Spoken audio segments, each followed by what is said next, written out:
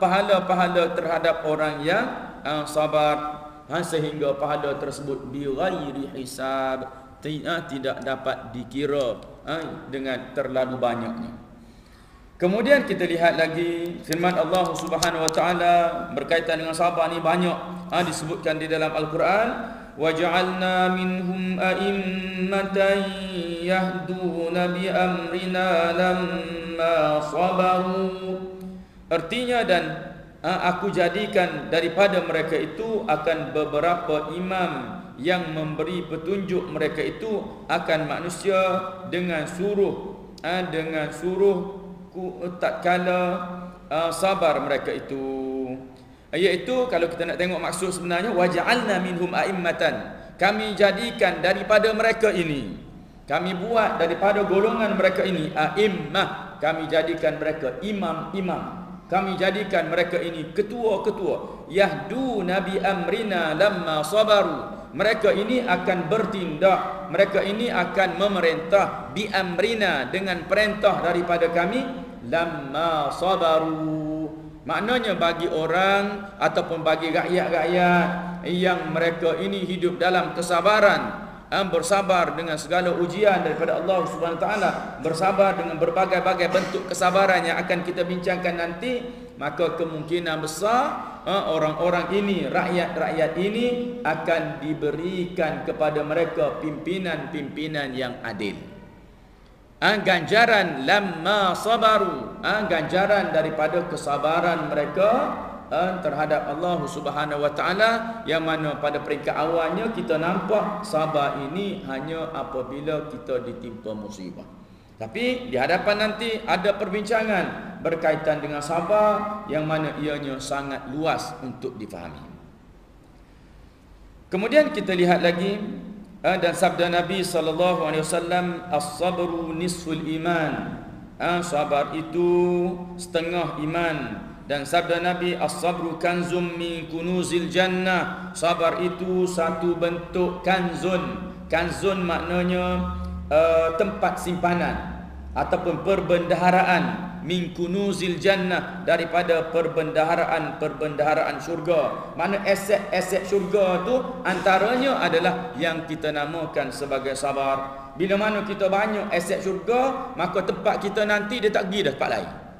Bila mana kita banyak aset yang tempat kembalinya adalah syurga, maka syurgalah tempat seseorang itu, kerana dia ada banyak sifat-sifat yang mana sifat itu melekat dekat ataupun berada di dalam syurga Allah Subhanahu Wa Taala. Kemudian disebut syahdan, bawa lagi tajuk kot lain pula sikit je. Perbincangan sama, tapi syahdan habis dah cerita bab ayat dengan hadis tadi. Ayat Quran yang bercerita tentang sabar, hadis yang bercerita tentang sabar, tak nak cerita dah, takat tu je. Lalu dia kata syahdan. Syahdan makna bahasanya, perhatikanlah olehmu, dan bermula hakikat sabar itu iaitu menahan diri daripada memarah atas sesuatu yang tiada disukainya. Pergi kepada slot lain pula, iaitu dia kata hakikat sabar itu menahan diri daripada memarah atas sesuatu yang tiada disukainya. Kita tahan diri, tak marah benda yang kita tak suka. Benda yang kita tak suka, lebih-lebih lagi yang kita tak suka tu mampu kita tegak pula. Maka itulah yang dinamakan sebagai sabar. Dan menahan lidah daripada mengadukan kepada yang lain daripada Allah. Menahan lidah daripada mengadu kepada yang lain selain daripada Allah. Kita menjadi perangai kita bila susah, kalau boleh kita nak mengadu, nak cerita dengan orang lain. Susah kita nak minta pertolongan kepada orang lain berkaitan dengan susah kita. Tetapi benda tu disebut, dijadikan sebagai naluri dalam hidup manusia. Dah jadi lumrah manusia. Bila mana dia susah, maka dia akan mengadu nasibnya kepada orang lain. Tapi dengan adanya sifat sabar, dia tahan aduan-aduan tersebut dengan bersabar kepada Allah SWT, dan dia mengadu kepada Allah kesusahan-kesusahan yang dialaminya. Bukan menolak kemungkinan untuk dia meminta pertolongan sesama manusia, tidak dikira salah. Akan tetapi biarlah didahului dengan memohon pertolongan daripada Allah. Hendaklah didahului dengan berdoa, memohon agar Allah Subhanahu Wa Taala membuka jalan penyelesaian terhadap masalah kita. Itu yang dikehendaki pada kita. Kerana dalam kehidupan bermasyarakat, tak dapat tidak kita kena ada hubungan sesama manusia. Hubungan sesama manusia ini akan lengkap dengan kita menutup kekurangan di antara satu sama lain. Kadang-kadang bila kita tak bagi tahu, orang tak tahu apa keperluan kita. Tapi bila kita beritahu, kita nyatakan, barulah ada bantuan-bantuan, pertolongan-pertolongan daripada rakan-rakan kita yang berada di sekitar kita. Jadi perbuatan sedemikian tidaklah dikira salah, tetapi alangkah baiknya jika pertolongan itu atau aduan-aduan itu ditujukan terlebih dahulu kepada Allah Subhanahu Wa Taala. Bermula sabar atas berbuat taat dan meninggalkan maksiat, iaitu fardu atas tiap-tiap mukallaf. Iaitu dia kata sabar bermula sabar atas berbuat taat dan meninggalkan maksiat, iaitu fardu atas tiap-tiap mukallaf. Iaitu bersabar dalam melakukan ketaatan. Sabar dalam melakukan ketaatan ataupun sabar dalam meninggalkan maksiat, ni dua bentuk sabar yang sangat payah nak buat. Sabar dalam melakukan ketaatan kepada Allah dalam erti kata kita bila nak beribadat kita rasa malas. Bila nak beribadat kita rasa jemu. Bila nak beribadat kita rasa letih, penat. Nak solat dah lah kerja banyak dah tadi. Pening baru balik pejabat, pening tak habis lagi, nak kena solat maghrib pula. Maka segala kepayahan itu kita lupakan juga, kita lupakan kesalahan, segala kepenatan tadi, dan kita beribadat, kita tunaikan ibadat kita atau kita tunaikan solat maghrib. Bukan setakat tu saja. Kadang-kadang bila kita duduk, maka kita sambung dengan sedikit zikir dan kita sambung dengan doa kepada Allah Subhanahu Wa Taala.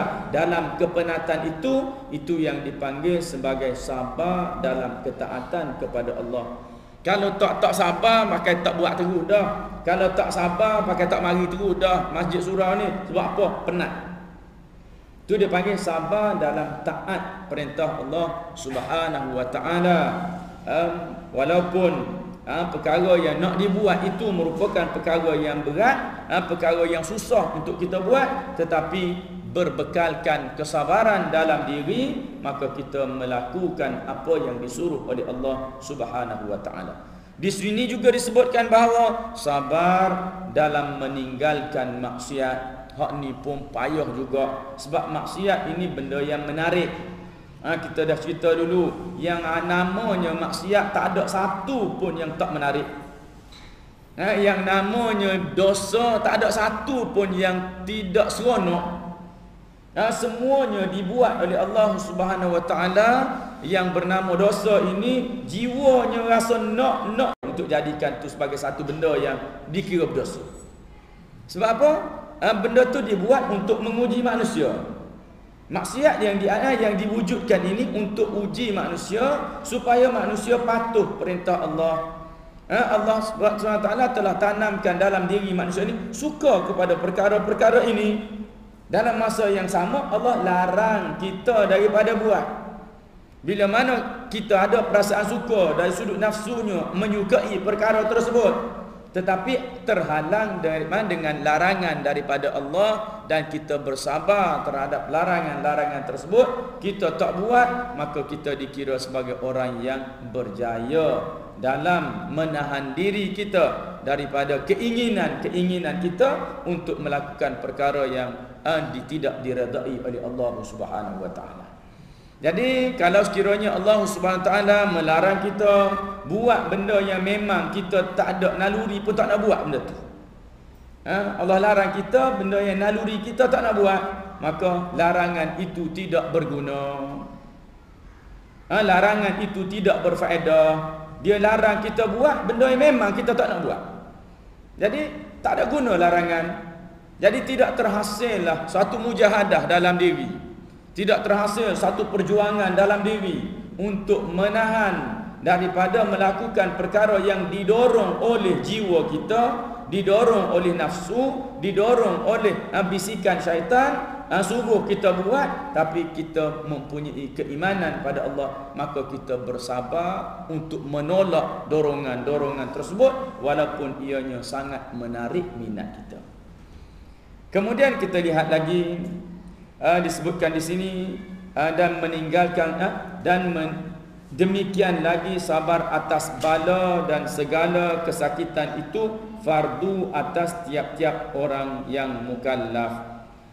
Disebutkan bahawa sabar hak tadi termasuk dalam perkiraan tajuk mukallaf.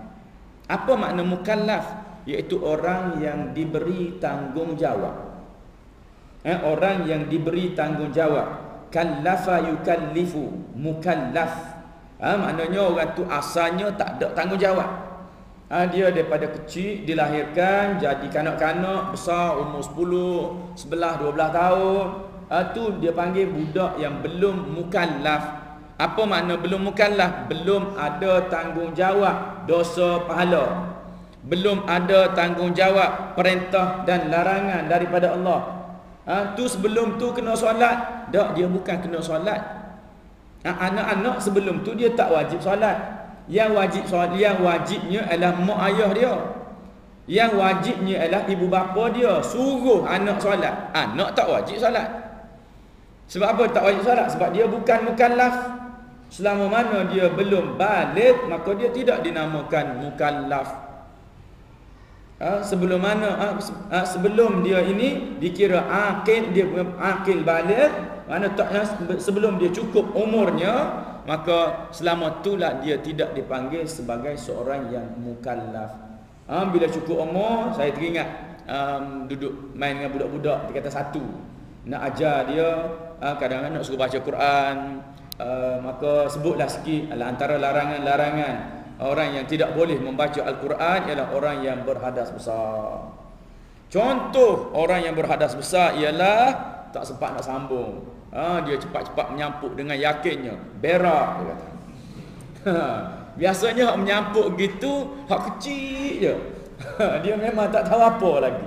Lepas tu saya test pula kelas lain pula. Memang ada juga hak menyampuk, berak juga. Tak tanya tu, bukan tanya, cuma buat ayat macam lalu-lalu tanya begitu je. Maknanya dia tak faham mana yang dipanggil hadas besar, mana yang dipanggil sebagai hadas kecil. Dia ingat bila nampak agak besar tu kira besar.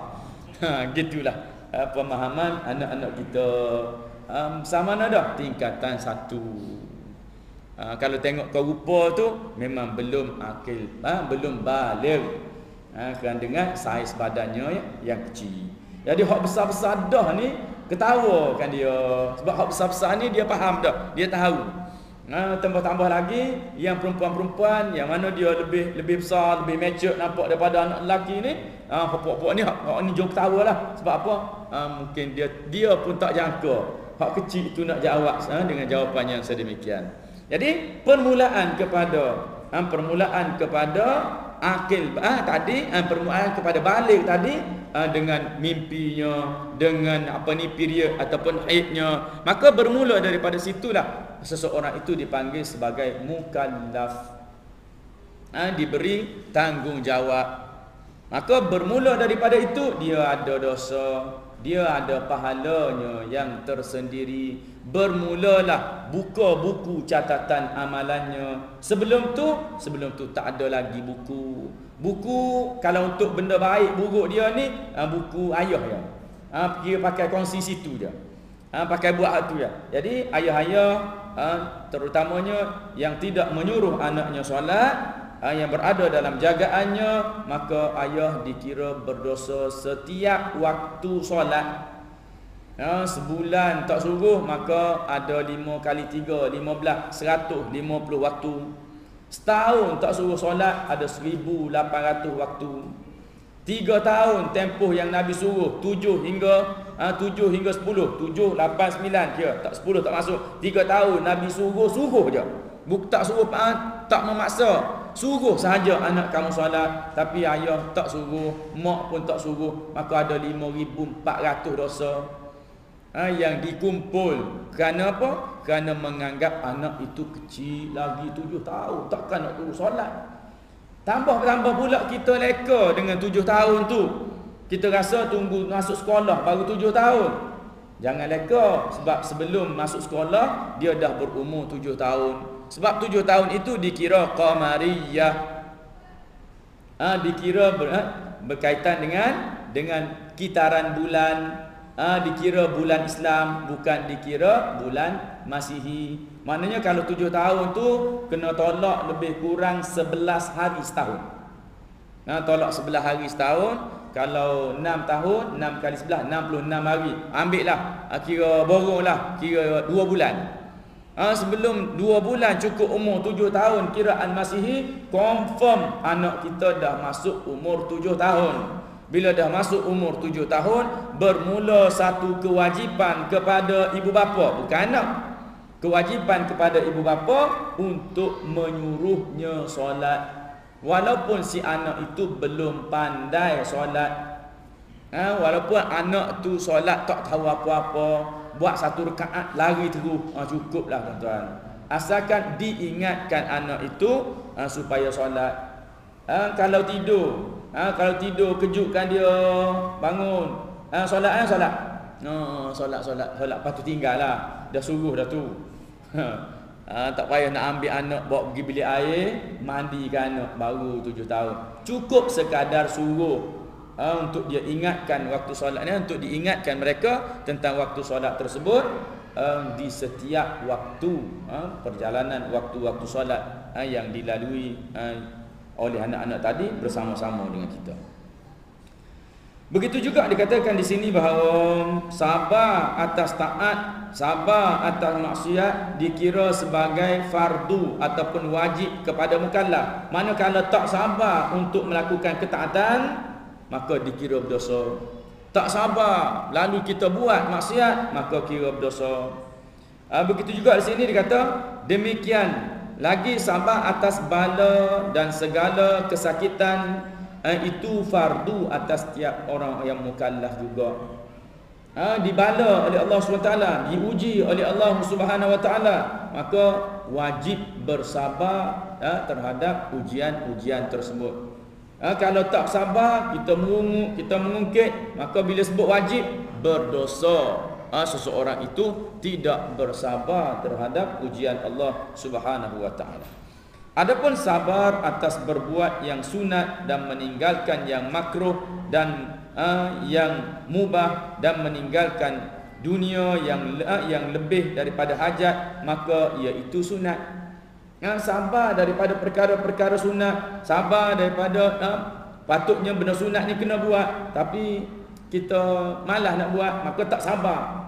Kita ni tak sabar dalam menempuh ujian tersebut. Patut kita buat, jadi kita tak buat. Ataupun patut kita tinggalkan yang makruh, tetapi kita tak sabar, tengok ni sedap ni, makruh-makruh lah, makan juga. Maka itu adalah merupakan perkara yang dikira sunat, tidak dibebankan kita dengan dosa apabila meninggalkannya ataupun melakukannya. Dan demikian lagi sabar atas membalas akan seseorang yang menyakiti akan dikau atau menzalim akan dikau, iaitu sunat. Sunat kita sabar daripada membalas balik kepada orang yang zalim kepada kita. Hukumnya sunat. Bila mana kita sebut sunat, boleh tak kita nak balas balik? Boleh ya. Kita dah ambil itulah. Bila orang buat nyaya dengan kita, boleh kita balas balik. Tapi disebutkan di sini kalau kita tak balas, dapat pahala sebab disebut sunat. Saya tengok dalam cerita yang dibuat. Cerita yang dibuat berkaitan dengan Syekh berkaitan dengan Imam Ahmad Ibn Hanbal. Setelah dia dipenjara dan bila mana dia dikeluarkan daripada penjara dan dibawa bertemu dengan orang yang memfitnahnya, khalifah pada ketika itu ambil bawa datang kepada dia orang yang memfitnah dia, dan terpulang kepada Imam Ahmad nak buat apa. Maka bila tengok orang tadi, Imam Ahmad pun baca wa jazaa'u sayyi'atin sayyi'atun mithluha faman 'afa wa aslaha fa ajruhu 'ala Allah, iaitu wa jazaa'u sayyi'atin sayyi'atun mithluha, balasan kepada perkara buruk ialah perkara buruk yang sama dengannya. Dia baca ayat tu. Imam Ahmad baca ayat tu, wa jazaa'u sayyi'atin sayyi'atun mithluha, balasan kepada perkara kejahatan, maknanya benda yang kejahatan sama dengan tu juga. Seakan-akan Imam Ahmad nak kata, kalau aku di penjara dan aku ini disebat pula dalam penjara, maka orang yang fitnah aku pun patut di penjara dan disebat juga. Bila dengar Imam Ahmad baca ayat tu, menggigil dia. Sebab dia tahu betapa teruknya Imam Ahmad dibelasah dalam penjara. Tetapi Imam Ahmad tak berhenti takat tu. Dia sambung lagi dengan ayat yang seterusnya, bila mana dibaca wa jazaa'u sayyi'atin sayyi'atun mithluha faman 'afa wa aslaha fa ajruhu 'ala Allah, sesiapa yang memaafkan, wa aslaha dan memperelokkan, bukan maaf saja, maaf dah, nak tengok muka tak boleh tengok lagi tu, maaf tak boleh tengok, tu tidak ada aslaha. Afa wa aslaha, dia maaf dan dia bersikap baik, fa ajruhu 'ala Allah, maka pahala di sisi Allah. Lalu Imam Ahmad sambung dengan kata-kata dia, waqtartul ajra 'ala Allah, dan aku pilih pahala, aku tak pilih nak balas dia. Jadi ini satu contoh bagaimana pemilihan berkaitan dengan perkara ini, yang mana diberikan ruang kepada kita, iaitu kalau nak balas boleh balas, tapi kalau tidak membalas hukumnya adalah sunat. Tanya diri sendiri apa yang kita perlukan dalam sesuatu yang menimpa diri kita. Dan pahala yang demikian itu amat besar, bukan setakat dikira sunat, dan pahala yang demikian itu, pahala memaafkan orang yang menzalimi itu, dikira amat besar, seperti firman Allah Subhanahu wa taala, innama yuwaffas sabiruna ajrahum bighairi hisab. Sama dengan ayat yang kita baca tadi, iaitu orang-orang yang bersabar ini akan diberikan ganjaran kepada mereka bighairi hisab, tanpa sebarang perkiraan, ataupun tak boleh nak dikira banyak sangat yang diberi oleh Allah Subhanahu wa taala. Jadi bermula sabar itu 3 martabat. Bermula sabar itu ada 3 peringkat, iaitu pertama sabar orang awam, yakni kebanyakan manusia, iaitu menahan atas segala kesusahan dan kesakitan yang diperlakukan akan dia oleh Allah Ta'ala. Maknanya ada ujian Allah, ada sakit demam yang diberi oleh Allah, maka orang itu bersabar. Maka ni dia kata biasanya di peringkat awam. Jadi hak merung lagi tu, hak tu hak tak kena dengan lapis pertama ni, yang tak berpuas hati dengan ujian Allah SWT pada dia tu, tak kena. Lapis pertama pun dia kata orang yang bersabar terhadap segala kesakitan yang diperlakukan oleh Allah kepadanya, daripada segala hukumnya. Sakit tadi bukan sakit saja, payah. Payah mana? Daripada segala hukumnya, iaitu hukum-hukum Allah Subhanahu wa taala ni. Jadi kita dari sudut peribadinya jadi payah. Banyak larangan-larangan daripada Allah SWT, jadi payah kita ni. Benda yang kita rasa nak buat, jadi tak boleh buat. Itu dikira sebagai satu benda yang susah dalam hidup kita. Banyak larangan-larangan Allah SWT yang ada, yang disampaikan oleh Rasulullah pada kita, yang kita semua ni kena elakkan diri daripada larangan tersebut. Kerana ia menilik akan thawab sabar yang disebutkan Allah. Kenapa dia bersabar? Kerana dia nampak ada pahala daripada Allah. Bila mana seseorang itu diuji, maka dia bersabar mengharapkan pahala daripada Allah Subhanahu wa taala yang telah pun dijanjikan di dalam Al-Quran. Maka ni sabar peringkat pertama, iaitu peringkat orang awam.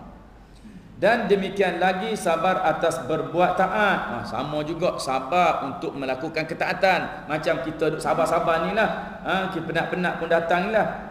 Dan menjauh akan maksiat. Banyak juga maksiat yang kita tinggalkan, yang kita hindarkan. Cuma mungkin ada lagi hak-hak orang panggil yang payah bagi kita. Masing-masing peribadi ada yang payah bagi dia. Dia tak sama. Setiap peribadi, setiap orang tu ada benda-benda dosa yang dia ni payah nak tinggal. Setiap orang tidak sama di antara satu sama lain. Ada orang berkaitan dengan harta orang dia tak nak. Tapi setengah orang kalau jenis harta orang pun nak bedal dengan dia. Ada orang baik batu tapi mulut jahat. Tak boleh nak tahan mengata orang yang memang hebat. Jadi masing-masing ada maksiat yang memang dia payah nak hindar. Dia tak sama. Kita kata mak rempit jahatnya begitu meragu. Untuk ajidah jahat dia rebut harta pusaka. Jadi masing-masing ada bahagian. Cuma tak nampak sikitlah. Hak lu nampak naik motor pom tarik orang jatuh orang tu nampak jahat sangat. Tapi nu hak tipu geran, alih batu pergi ke tempat lain. Hak tu kita tak nampak ada piah kepala. Nampak pergi masjid, tapi kalau nak kira jahat, jahat juga, lebih jahat daripada budak-budak tu. Itu dia panggil bentuk-bentuk kesalahan manusia, dosa-dosa manusia ini berbeza-beza di antara satu sama lain. Sebab tu kita tak merasa aman daripada azab Allah Subhanahu wa taala. Kita tak boleh merasa aman daripada azab Allah. Kita rasa kemungkinan kita agak banyaklah menunaikan ibadat, tapi tilik bahagian maksiat. Banyak juga maksiat aku. Boleh tahan juga, cuma orang tak tahu. Sebab tu kata ulama, siapa ni? Ada seorang ulama yang saya baca, dia kata, kalau sekiranya kamu dapat mencium bau maksiat yang aku buat, mungkin kamu tidak akan mahu mendekati. Bila mana orang puji waraknya, maka dia jawab balik, dia kata, maksiat yang aku buat ni mu tak bau je. Kalaulah maksiat ni jenis berbau, mu tak akan sudi untuk duduk dekat dengan aku. Jadi ni kata orang soleh. Kata orang soleh memperakui tentang dirinya bagaimana bentuk dosa dan maksiat yang dia buat. Wallahu a'lam. Anda kita tidak disuruh untuk berkongsi. Untuk berkongsi dengan orang ramai jahat kita bagaimana. Cukuplah yang kita tahu, dan kita berdoa pada Allah, kita minta pada Allah Subhanahu taala agar kita dapat menghindarkan diri, memberi kekuatan pada diri kita untuk kita elak benda-benda yang payah bagi kita untuk elak, mungkin mudah bagi orang lain untuk mengelak. Demikian lagi dia kata sabar atas berbuat taat dan menjauh akan maksiat kerana hendak pahalanya. Kita buat tadi kerana kita nak pahala dan takut akan siksanya. Tu martabat orang sabar peringkat awam. Yang kedua, sabar orang yang muridin. Muridin ni apa dia? Iaitu mungkin ada perkataan sini ke? Tak ada. Iaitu muridin asal daripada perkataan yang kita biasa dengar murid. Murid tu apa? Iaitu orang yang nak. Kita kata seorang murid makna orang budak-budak yang nakkan ilmu. Kita panggil orang yang nakkan ilmu, maka dipanggil sebagai murid. Sebab tu disebutkan di sini sabar orang yang muridin, iaitu nak dinisbahkan kepada ramai yang jenis nak apa? Kita tengok. Iaitu telah ringan dalam hati mereka itu atas segala kesusahan dan kesakitan yang demikian itu, kerana menilik mereka itu dengan mata hati mereka itu akan sesuatu yang datang kepadanya itu, semuanya itu daripada Allah Ta'ala. Dia naik satu peringkat lain lagi. Kita ni berasa berat bila diuji oleh Allah SWT. Kita rasa berat ujian tu, tapi kita sabar. Tu peringkat pertama. Peringkat yang kedua ni, di bila mana ada ujian Allah, dia rasa ringan kerana dia tak nampak ujian tersebut. Dia tak pandang ujian tersebut. Yang dipandangnya adalah Allah. Yang dipandangnya adalah merupakan ujian daripada Allah Subhanahu Wa Taala. Yang dipandangnya adalah semuanya itu didatangkan dari Allah. Maka dirasakan perkara yang susah itu ringan, naik satu tahap ke bahagian atas. Maka ketika itu tiada susah ia meninggalkan akan sekalian yang demikian itu, dan tiada menilik mereka itu akan pahalanya, dan tiada menilik akan takut akan siksa, dan hanya sungguhnya ia semata-mata mengikut suruh daripada Allah Subhanahu Wa Taala yang tersebut dalam Al-Quran, fasbiru innallaha ma'as sabirin. Jadi kita kena huraikan dalam beberapa sudut. Pertama tadi, musibah yang datang itu dirasakan ringan kerana dia nampak ianya dari Allah. Dia tak nampak itu menghasilkan pahala, tapi dia nampak ianya dari Allah. Begitu juga suruhan Allah dirasakan ringan. Larangan Allah nak ditinggalkan dirasakan ringan. Jadi tak macam kita, suruhan Allah kita rasa berat tapi sabar buat juga. Larangan Allah kita rasa berat tapi kita sabar, lalu kita tinggalkan. Dari sudut nalurinya nak, dari sudut nalurinya tak nak buat ibadat, dari sudut nalurinya nak buat maksiat, tapi bersabar. Tu peringkat pertama. Peringkat yang kedua, dia jadi ringan dengan merasakan semua yang datang dari Allah Subhanahu Wa Taala itu patut dihindarkan kerana dia adalah perintah dan larangan daripada Allah Subhanahu Wa Taala. Yang dipandangnya adalah perintah Allah, tidak dipandangnya dari sudut dosa dan pahala. Hak ni kita cerita atas angin. Peringkat kita ni kita bercerita atas angin. Kenapa cerita atas angin? Sebab hak nak naik peringkat ni payah nak cari. Dia kena jenis ahli ibadat, dia kena jenis ahli mujahadah, barulah dia boleh rasa benda ni. Sebab tu ramai orang boleh belajar, boleh mengajar kitab hikam Ibnu Athaillah As-Sakandari, tetapi tak ramai orang yang boleh merasa pelajaran-pelajaran yang ada dalam kitab tersebut. Tak ramai orang yang bila mana dia menghurai, kita boleh nampak dia betul-betul melihat kepada apa yang dihuraikannya. Sebagaimana pernah saya belajar dulu daripada anak murid kepada Syekh Zaki Ibrahim.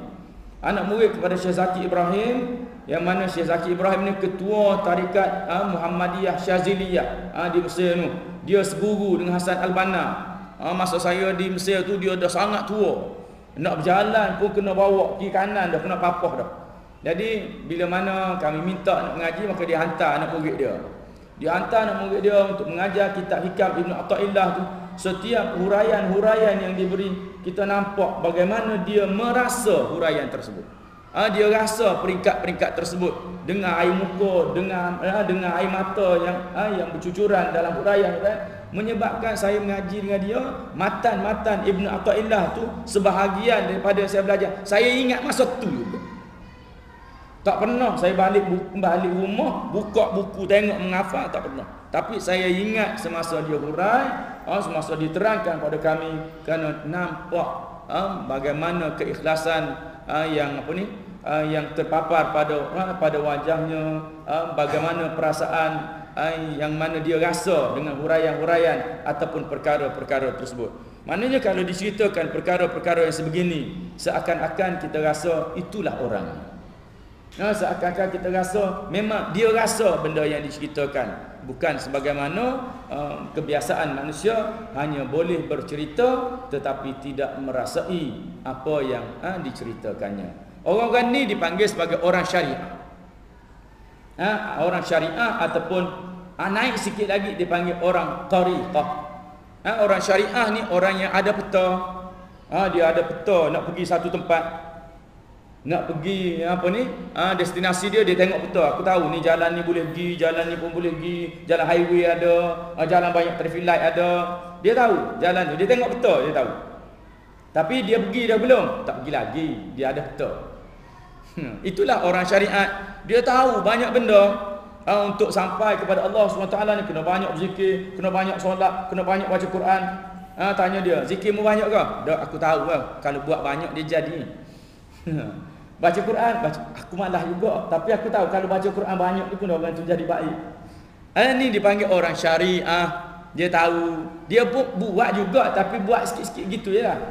Sekadar tahu dia gitu. Orang tariqah macam mana? Dia dah mulakan perjalanan, dia ada peta, dan dia dah start kereta, dia pergi dah. Dia sampai belum? Tak sampai lagi. Duk main pusing-pusing situ, dia tak sampai lagi ke destinasi. Hak sampai dah tu mana? Orang makrifah. Dan orang makrifah maknanya orang yang dah sampai ke dalam pengetahuannya, dalam rasanya mengenali Allah Subhanahu wa taala. Maka orang ni biasanya dia tak bising-bising dah, sebab dia dah sampai, dia dah rasa, maka dia asyik dengan keseronokan yang diperolehi. Hak duk bising buat mana? Syariat dengan tarikat duk bergaduh ni. Jadi walau bagaimanapun kita ambillah langkah sikit sebanyak untuk berjalan menuju kepada Allah Subhanahu wa taala, untuk jadi dari kalangan orang muridin, orang yang nak sangat jumpa dengan Allah Subhanahu wa taala. Yang ketiga, sabar zahidin dan salikin. Sabar zahidin, salikin. Zahid itu sabar orang yang zuhud, dan sabar orang yang salik. Salik makna orang yang berjalan. Orang yang berjalan dan perjalanannya dah sampai pun, mereka dah sampai seakan-akan kitab ini memang dia kitab tasawuf. Seakan-akan dia nak cerita dalam pandangan yang berbeza tentang taraf kehidupan manusia. Dalam bentuk sabarnya dia letak awam, murid dan juga salik. Tapi dalam bentuk huraian tasawufnya dia huraikan dalam bentuk syariah, tariqah dan makrifah. Tapi bukan jangan salah faham, bila naik kepada makrifah maka ditinggalkan. Dia kena main turun naik juga. Tak boleh kita naik tangga, bila sampai atas kita tolak tangga jatuh pergi. Lepas tu tak turun-turun lah kitanya. Gitulah ibaratnya, tangga tu tetap kena ada. Sebab kita pun nak main turun naik juga. Mentah-mentah dah sampai atas, nampak ada buah di atas tu, kita pun tolak tangga. Lepas tu mati atas tu, buah tak ada habis. Tak boleh turun dah. Itulah ibarat kepada orang yang meninggalkan syariat. Dia jadi sesat. Dia jadi tak boleh kembali ke pangkal jalan, kerana dilupakan jalan yang dilalui sebelum dia sampai kepada peringkat tersebut.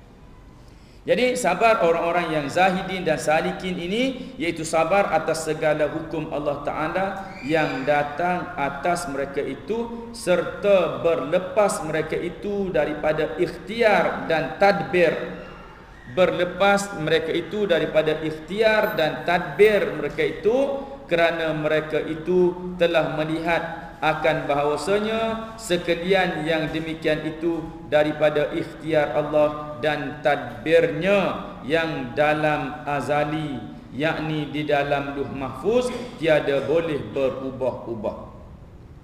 Maknanya ialah orang-orang yang salikin ini, orang yang dah benar-benar yakin dan merasai. Benar-benar yakin dan merasai. Orang muridin tadi orang yang berkehendak. Orang yang berkehendak, dia nak benda tu, nak sangat-sangat, maka dia rasa mudahlah laluan yang dilalui. Orang yang muridin ataupun orang yang salikin ini, orang yang dah benar-benar merasai kenikmatan yang kita panggil halawatul iman dalam diri dia, maka segala perkara yang berlaku itu dipandangnya dalam bentuk qada dan qadar Allah Subhanahu wa taala, ketetapan Allah Subhanahu wa taala kepada dirinya yang juga berkemungkinan untuk menguji dia. Maka semua itu dipandang sebagai suatu benda yang mudah, dipandang sebagai suatu perkara yang untuk diserahkan bulat-bulat kepada Allah Subhanahu wa taala. Jadi semua perkara yang dirasakan susah yang terkena pada diri dia, sama ada bentuk ibadat, sama ada bentuk larangan, sama ada bentuk kesusahan-kesusahan yang lain dalam bentuk bala bencana, semuanya dipandang dari sudut qada dan qadar Allah Subhanahu wa taala. Disebutkan di sini dan yang di dalam azali, benda tu telah ditetapkan sejak daripada azali lagi dalam Lauh Mahfuz, tiada boleh berubah-ubah, dan jika datang bala atas mereka itu atau sakit, maka iaitu telah tersurat pada Lauh Mahfuz, tiada boleh berubah-ubah, padahal hati mereka itu sama-sama redakan segala yang dihukumkan Allah Subhanahu wa taala baginya. Jadi ini peringkat keyakinan yang tinggi berkaitan dengan qada qadar.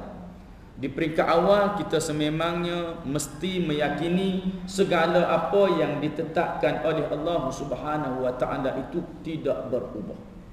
Jadi bila mana kita lihat kepada huraian-huraian ulama, dia kata ada pula beberapa perkara yang kemungkinan berubah.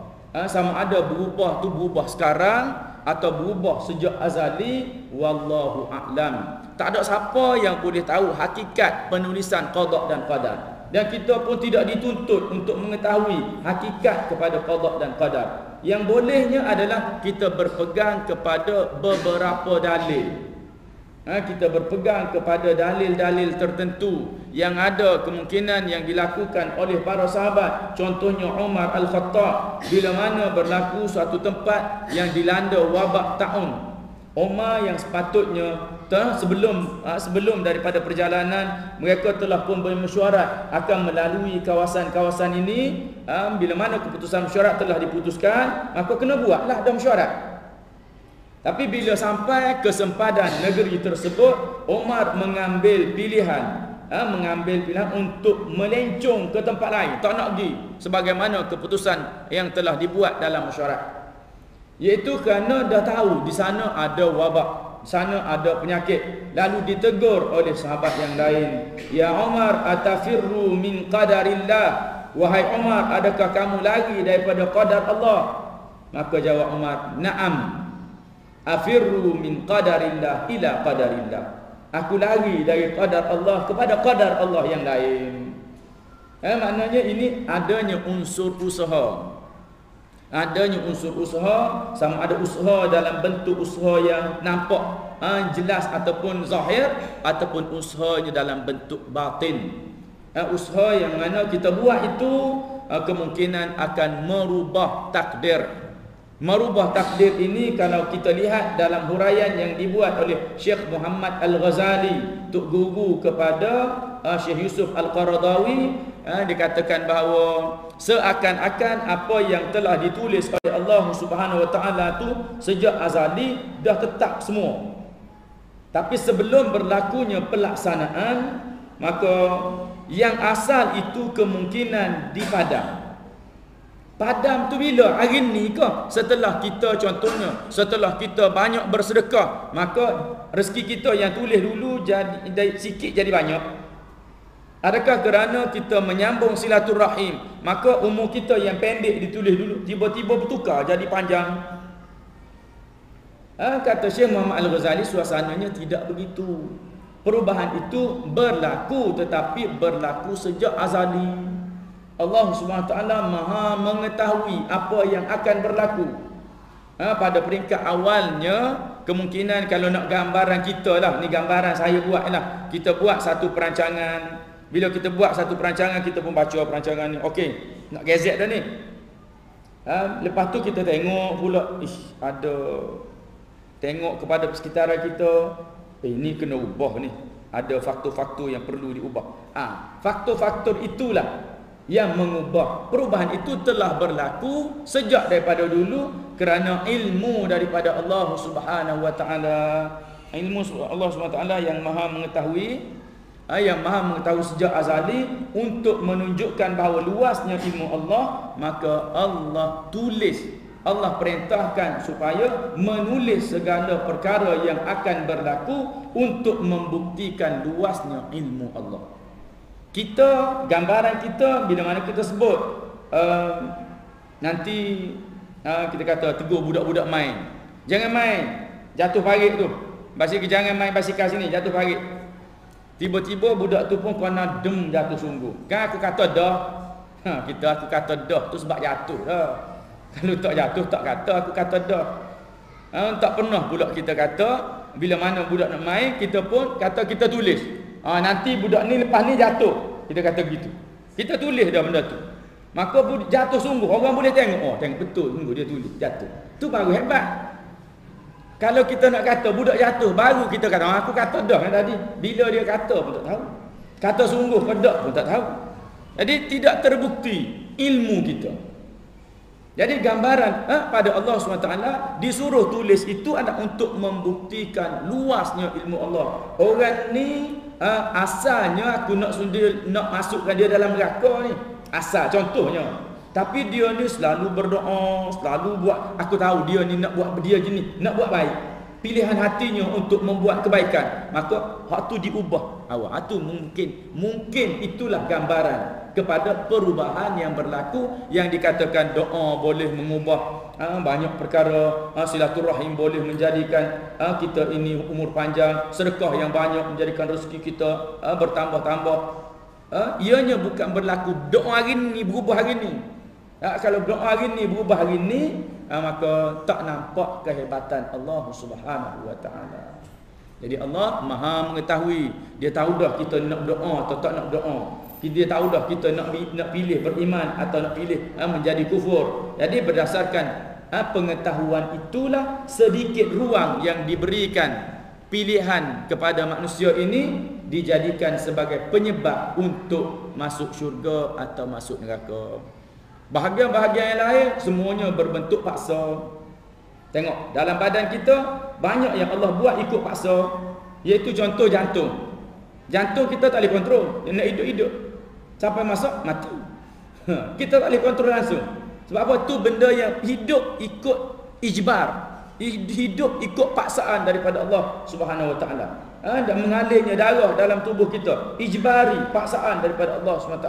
Cuma ada satu cebisan yang Allah bagi ruang pada kita setelah diberi akal, setelah dihantar Nabi, setelah seorang itu mendapat dalil-dalil bukti tentang kewujudan Allah, keesaannya, maka sedikit ruang ujian diberi. Maka siapa-siapa yang lepas ujian ini boleh memilih di antara baik dan buruk, memilih di antara syurga dan neraka, memilih untuk membuat amal-amal kebajikan berbanding maksiat, maka orang ni dikira orang yang lulus daripada ujian Allah Subhanahu wa taala. Dan jika ada pada zahir badannya itu merasa susah dan sakit sekalipun, walaupun dia rasa susah terhadap ujian-ujian itu, tetapi pandangannya semua menjurus kepada ketetapan daripada Allah Subhanahu wa taala. Lalu disambung dengan tetapi hati mereka itu redha akan Allah dan akan segala hukumnya, dan dinamakan sabar ini akan sabar ala Allah taala, yakni sabar atas hukum Allah taala dan qadanya. Sabar atas ketetapan Allah Subhanahu wa taala yang mana kita ni payah, yang mana kita ni tak boleh untuk mengelaknya. Semua perkara yang ditentukan untuk berlaku pada kita pasti akan berlaku. Kulluma asabaka lam yakun yukhti'uka wa kulluma yukhti'uka lam yakun liyusibuk. Setiap apa yang memang nak kena denganmu, maka dia tak akan salah. Benda ni janjinya jatuh atas kepalamu, dia akan tepat situ, tak akan lari sikit pun. Setiap benda yang memang tak nak kena denganmu, tak payah cerita, memang betul-betul bahayalah tadi, tapi tak kena. Kita break motor dah 3-4 kali dah tarik tayar, dah pusing sini, tak langgar juga, dah tak nak kena. Kalau nak kena, tak sempat break, dia gem. Dia. Tadi saya tengok ada di tepi airport Subang tu. Tak tahu berlaku tadi ataupun berlaku, tapi dapat beritanya tepi pagai pok tu ada berlaku kemalangan. Begitulah gambarannya. Bila mana nak kena, maka kita hilang kawalan, kita tak tahu benda, tak tahu apa nak buat, maka ianya berlaku dengan ketetapan daripada Allah Subhanahu wa taala. Jadi saya rasa itulah perbincangan kita berkenaan sabar pada malam ini. InsyaAllah akan kita sambung lagi pada pertemuan yang akan datang dalam Al-Faslul Khamis, fasal yang kelima, fi syukri, iaitu pada menceritakan tentang syukur kita kepada Allah Subhanahu wa taala. Jadi aqul qali hadza wa astaghfirullahal azim li wa lakum. Wassalamualaikum warahmatullahi wabarakatuh.